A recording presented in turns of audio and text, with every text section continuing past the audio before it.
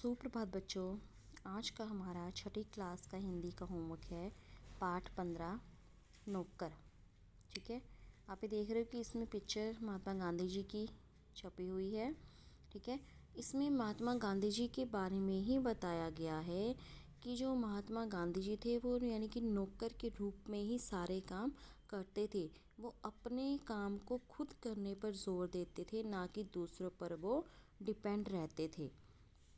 चाहे कोई भी काम था, चाहे छोटा काम हो चाहे बड़ा काम हो, चाहे नौकर लगे भी हों उनके यहाँ पर जहाँ पर वो रहते थे, लेकिन फिर भी वो अपने काम को खुद करने पर ही जोर देते थे।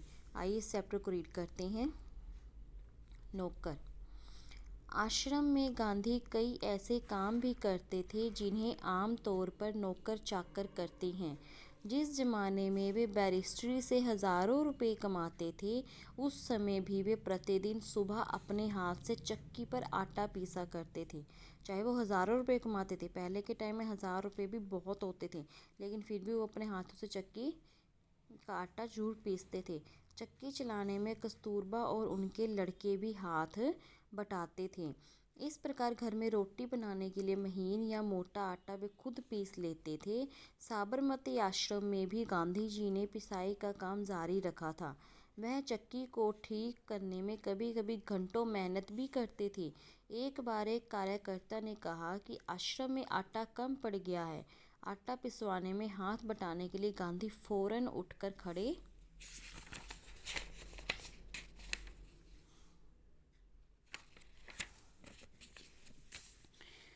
हो गए। गेहूं पीसने से पहले उसे बीनकर साफ करने पर वह जोर देती थी। कोपिनधारी इस महान व्यक्ति को अनाज बीनते देखकर उनसे मिलने वाले लोग हैरान में पड़ जाते थे कि बाहरी लोगों के सामने शारीरिक मेहनत का काम करते गांधी को शर्म नहीं लगती थी।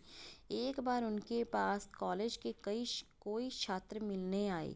उनको अंग्रेजी भाषा के अपने ज्ञान का बड़ा ही गर्व था। गांधी से बातचीत के अंत में वे बोले, बापू, यदि मैं आपकी कोई सेवा कर सकूं तो कृपया मुझे अवश्य बताएं। उन्हें आशा थी कि बापू उन्हें कुछ पढ़ने लिखने का काम दे देंगे। गांधी जी ने उनके मन की बात ताड़ ली और बोले, अगर आपके पास समय हो तो इस थाली के गेहूं बीन डालिए। आगंतुक बड़ी मुश्किल में पड़ गए हैं। आगंतुक मीन्स मेहमान की बात कर रहे हैं। लेकिन अब तो कोई चारा नहीं था। 1 घंटे तक गेहूं बीनने के बाद वह थक गए और गांधी से विदा मांगकर चले गए।